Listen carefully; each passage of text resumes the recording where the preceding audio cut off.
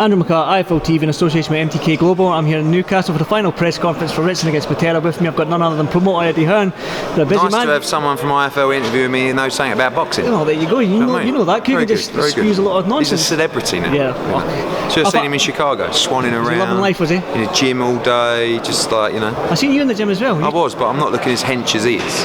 Is that what you're aiming for, though? No. I want to be like Cougar. I've got better legs. Yeah. Well, that's your better legs as well. Let's just jump right into it. Last time I was here for the Ritson fight, it was 5,000. I think you mentioned it at the arena. This time it's going to be 9,000. I think somebody said to me it's over 9,000. I don't know if that's true or not. Wow, what for the second fight? Yeah, brilliant. I mean, I think the first time around we didn't really know what to expect. We had Josh Kelly on, we had Lewis Ritson on, we did well with the tickets, and then Ritson walked out and it was like, wow. And now it's going to blow everybody's mind on Saturday. And it's a good step up. It's a tough fight. You know, people overlook it and just because of his recent performances just expect him to breeze through. But I enjoyed the head-to-head. I think Ritson looked a little bit edgy because, you know, I asked the question in the press conference, do you feel the pressure of Northeast boxing is riding on your shoulders? Yeah. It is. And Patera sort of looked at him as if to say, you know, I'm ready. He's accomplished. You know, he beat Tatley in Finland to win the European title. So he's never going to see or feel an atmosphere like this, but it's going to be a good fight. I said that. I mentioned this to Lewis as well, that the last couple of fights it's not even been passed around. Yeah. Patera's not been stopped. Yeah. So I was saying to Lewis, are you hoping to get a couple of rounds in? Because he will. You're in that level when it's now fringe level. He will get rounds in this fight. You'll probably knock him out in the first round. You play this back, but I do believe he'll get rounds in this fight, and it'll be good for him. And I also don't expect, you know, necessarily that. I wouldn't be surprised if after a few rounds everyone sort of was going, blimey, because he's no mug, Patera, and sometimes it's all about Lewis's temperament as well, because when everyone said Geordie Golovkin, knockout artist, it is, but as long as you don't let that go to your head and think you can just walk through these people without doing the fundamentals right. But I don't think he's that kind of person. He's got a big head and shoulders. I believe so. But I'm looking forward to it. Another fight that's probably heated up quite quickly in that press conference was Foot against Davis Jr. Brilliant fight. And I was pleased we got that because it's been there in the build-up, but in the first press conference they didn't really say too much. But actually now you can see there is spite, and I think that's going to be a great fight. Yeah, it's always this for a British Cup of title, isn't it? Yeah. I mean, I think with Glenn Foot, you know what you're going to get. Yeah. Is nice that a fire alarm? Maybe. Yeah. But with Robbie Davis Jr., he can box and he can punch. But Foot's fired up, you know, in that head-to-head. You're probably a couple of seconds away from a nut there, and I'm really excited for that fight. Again, I just want to touch on a few other things away from the show that's happened over the last week. I don't know if you saw Tyson Fury's tweet after you called it. That is the fire alarm. Okay. Pick this up later. Yeah, just pick this up from unbelievable. Fire alarm evacuated from the building. You were saying about Tyson Fury? Yeah, Tyson sent that tweet with the screenshot of the email that you sent him. I just want to know what your thoughts is and all that. The saga that is Eddie Hearn and Tyson Fury goes on, does it? Well, you know, class isn't really something that plays into his mind. I'm just disappointed that he's blocked me. I mean, he's given me stick for 3 years on social media. I've never bit him once. And I just said that he's the most boring fighter I've ever seen, and he blocked me. So I can't see what he says anymore, but I did see the email that he put up. It is real, because it was after our meeting in Monaco, and I was offering him the fights with Tony Bellew and Dillian Whyte. Do you think that was a right or a wrong thing to do? It's private between you and... It's not. Listen, you don't put an email out of, you know, private and confidential. I could try and sue him. I'm not that way inclined. There's other promoters, trust me, who would be sending him legal letters. I don't care. Listen, at the end of the day, he can say what he wants, but he shouldn't sulk and block me from Twitter when I said something that he don't like. Otherwise, I would have blocked him years ago. But yes, after we had a meeting in Monaco, I offered him slots on Sky Sports box office to fight our guys, but not to fight Sefer Seferi. I mean, I heard he said Frank Warren gave him $5 million a fight to fight Sefer Seferi. I've just seen another pig over there going through the fight, because it's all good. It keeps everybody talking, so you know, more hype the better. There was talk that Josh has said that he would rather fight Wilder than Tyson, even if Wilder loses. Do you think that's the fight? He wants to fight Wilder because there's been a lot of talk about it, and he wants to knock him out. Fury doesn't really... Exciting? I don't know, it doesn't really register.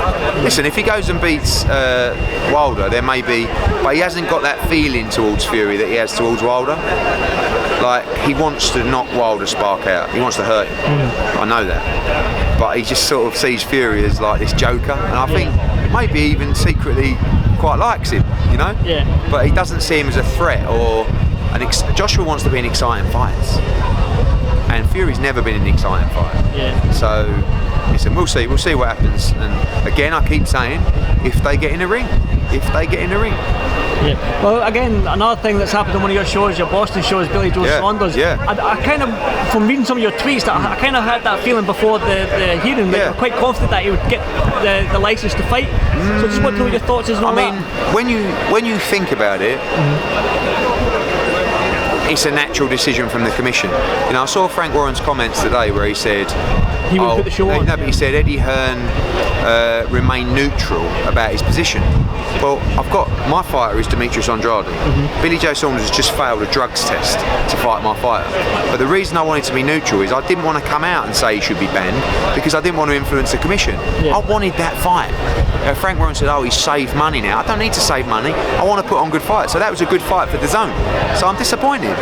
But what is the point in signing up for drug testing if when you fail, everyone just goes, don't worry about it, just let him fight, you know? Yeah. So, the argument of, well, it's all right with UKAD is totally irrelevant. You've signed drug testing with VADA, the best testing agency, in my opinion, in the sport. And I'll tell you something now, if UKAD think that in competition should mean just the night of the fight, you are telling me that a fighter should be allowed to take oxylofrene and Ephedrine to cut weight, to get faster and stronger and potentially do more damage to an opponent on the night.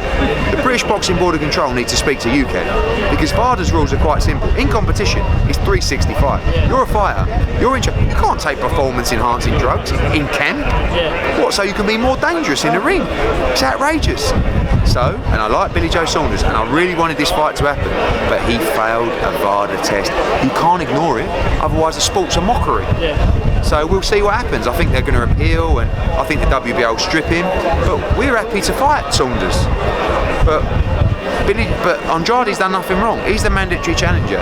He's been training like a machine for this opportunity. See, now Andrade, he would have took the Saunders fight. He wanted it. He wanted it, but you can't. Otherwise, we're a joke sport. We're a joke sport. So you let a fighter go. I mean, and listen, perhaps it was innocent, and I believe in Billy Joe Saunders. You know, I don't believe he takes substances and he knows what he's taking, but he failed a drugs test. You can't ignore it. You can't just say, don't worry about it, let him fight. What's your thoughts on what Warren said this morning? Frank Warren said that he would have cancelled the show. I don't know if you saw that. He said he would have cancelled the show. I've got 3 World Championship fights on the card.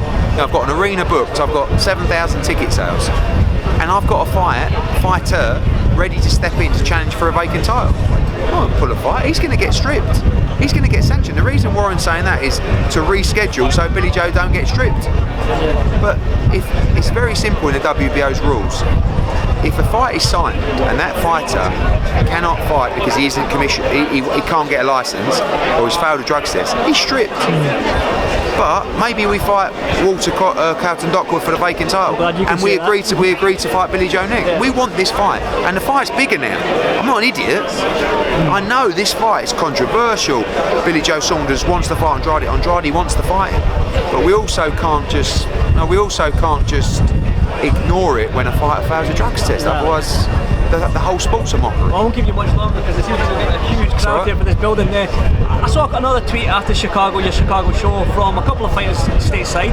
Errol Spence Jr. being one of them. He just sent out a simple tweet saying, I want to fight. And I was half expecting you to jump on that tweet and say, come here, I'll take it. I'll get you a fight. Look, I can give all these guys fights, but sometimes they get brainwashed by people who tell them, don't worry, just wait another 3-4 months and I'll give you a little bit more money. And it's slowing down their career.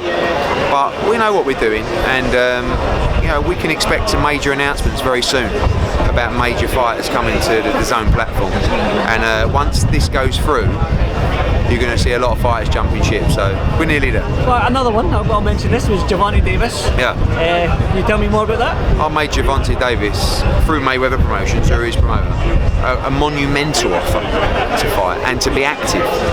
But it's about politics. How can they deny giving a fighter an opportunity when he's sitting on social media and spends the entire day screaming that he's not getting the fights? He's had one fight this year.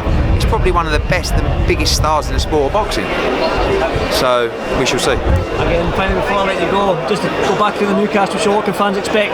Can expect a very loud show, a great show, great card. Dave Allen, Joshua Buatsi, Anthony Fowler. Really good cruiserweight fight between Bilili and Glover.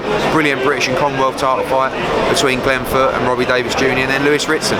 Huge star up here going for glory for the European title. Thanks for this 5 TV. I'm glad you stepped into the couple of steps because my shoulder's killing me. Thanks for this 5 TV.